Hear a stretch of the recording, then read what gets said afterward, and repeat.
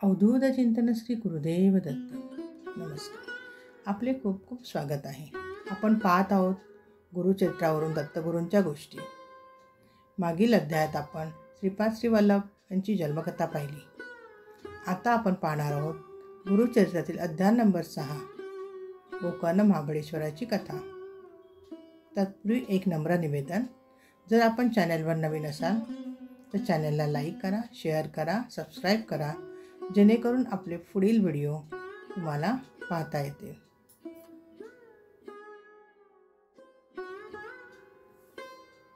अध्याय 6, गोकर्ण महाबळेश्वराची कथा. श्री गणेशाय नमः. नामधारक सिद्धयोग्याला म्हणाला, महाराज, श्रीपाद श्रीवल्लभांनी कोणत्या उद्देशाने तीर्थयात्रा केली? ते गोकर्ण क्षेत्री का गेले?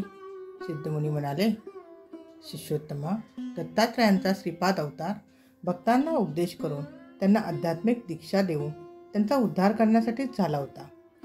तीर्थक्षेत्रे ही आध्यात्मिक केंद्रेच असतात. अशा पवित्र ठिकाणी उपदेश केल्याने वा दीक्षा दिल्याने अधिक चांगला प्रभाव पडतो. म्हणून श्रीपाद श्रीवल्लभ लोककल्याणार्थ तीर्थयात्रा करीत होते.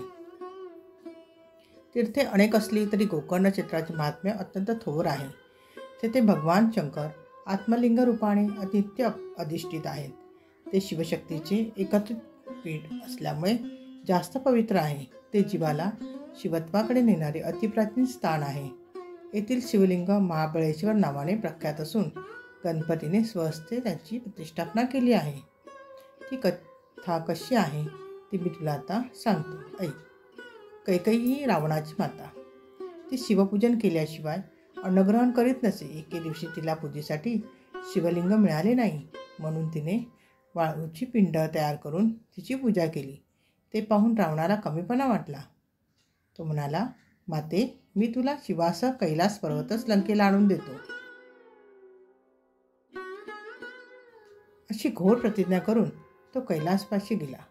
आपल्या 20 हातांनी कैलास पर्वत गदगदा हलू लागला. त्या हादऱ्याने त्रिभुवन डगमगले. पार्वती भयभीत झाली. तेव्हा शंकराने डाव्या हाताने शिखरावर दाब दिला. त्यामुळे रावण पर्वताखाली दडपला गेला. त्याने आर्ततेने शंकराची प्रार्थना केली. रावण शिवभक्त असल्यामुळे भोळ्या शंकराला दया आली. त्याने डाव्या हाताचा दाब काढून घेताच रावणाची सुटका झाली.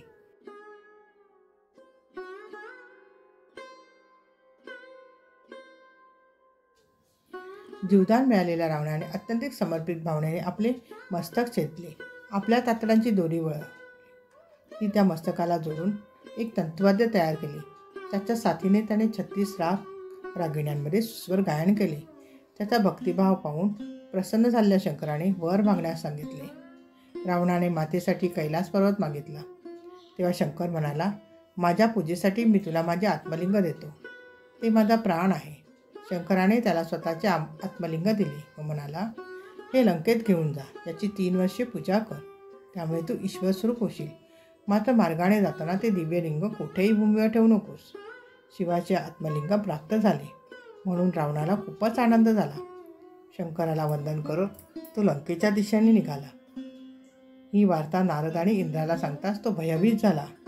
मग नारद, ब्रह्मदेव, इंद्रादी सुरगणांनी विष्णूची भेट घेतली व म्हणाले, हे श्रीहरी, शिवाचे आत्मलिंग मिळाल्यामुळे रावण अजरामर होण्याचा धोका निर्माण झाला आहे. आता तुम्हीच काही उपाय करा, नाही तर सृष्टीचा नाश अटळ आहे.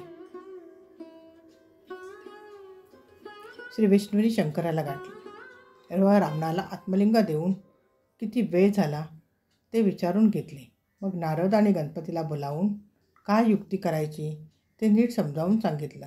त्याप्रमाणे ते दोघे कामगिरीवर रवाना झाले. नारदांनी रावणाला गाठले. शिवाचे आत्मलिंग लाभले म्हणून त्याची खूप प्रशंसा केली. इकडे विष्णूने आपले सुदर्शन चक्र सूर्याकडे सोडून सूर्यास्ताचा आभास निर्माण केला. नारद म्हणाले, दशानना, सायन संध्या न करताच पुढे जाणार काय? ब्राह्मणाने संध्येची वेळ शक्यतो मोडू नये. रावणाचा निरोप घेऊन नारद संध्येसाठी निघून गेले. नारदाचे आचरण पाहून त्याच्या मनात आपणही संध्यावंदन केले पाहिजे, अन्यथा व्रतभंग होईल हा विचार रूढ झाला. तेवढ्यात त्याला एक बटू दिसला. तो गणपती होता. हा ब्राह्मण कुमार भोळा दिसतो आहे. संध्या होईपर्यंत हे आत्मलिंग त्याच्याकडे सांभाळायला देऊ असा विचार करून रावणाने त्याला हाक मारून जवळ बोलावले व त्याला मदत करण्याची विनंती केली. तेव्हा बटू रूपातील गणपती म्हणाला, लंकेश्वर, तुम्ही संध्या करून लवकर परत या, तोपर्यंत मी लिंग सांभाळीन. ते मला पेलवले नाही तर मी तुम्हाला 3 हाका मारीन. तोवर तुम्ही आला नाहीत तर मात्र मी लिंग खाली ठेवीन. ते मान्य करून रावणाने आत्मलिंग बटूच्या हाती दिले व तो संध्येसाठी गेला. बटू त्याच्यापासून काही अंतरावर उभा होता. रावण अद्दत येत असताना बटूने त्याला हाक मारली. रावणाने त्याला हात दाखवून थांबण्यास सांगितले. मग त्याने थोड्या अवधीने पुन्हा 2 हाका मारल्या. गणपतीने स्वतःच्या पित्याचे ते दिव्य आत्मलिंग भूमीवर ठेवले. भूमी स्पर्श होताच ते अगदी घट्ट बसले. देवाने गणपतीवर आनंदाने पुष्पवृष्टी केली. संध्या आटपून रावण त्वरेने धावला, पण तोपर्यंत खूप उशीर झाला होता. रावणाने ते लिंग उपटण्यासाठी प्रचंड जोर लावल्यामुळे त्या लिंगाला पिळ पडून ते गायीच्या कानाच्या आकृतीसारखे झाले, पण बाहेर आले नाही. महाबली शिवलिंग रूपाने तेथेच दृढ राहिले. तेव्हापासून ते शिवलिंग गोकर्ण महाबळेश्वर म्हणून प्रख्यात झाले. हताश रावण रिक्त हस्ते लंकेत परतला. शिवाने वास्तव्य केले म्हणून देवही तेथे येऊन राहू लागले.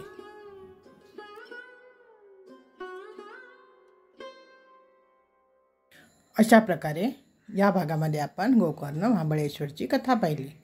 आता उर्वरित कथा आपण पुढील भागांमध्ये पाहणार आहोत. धन्यवाद.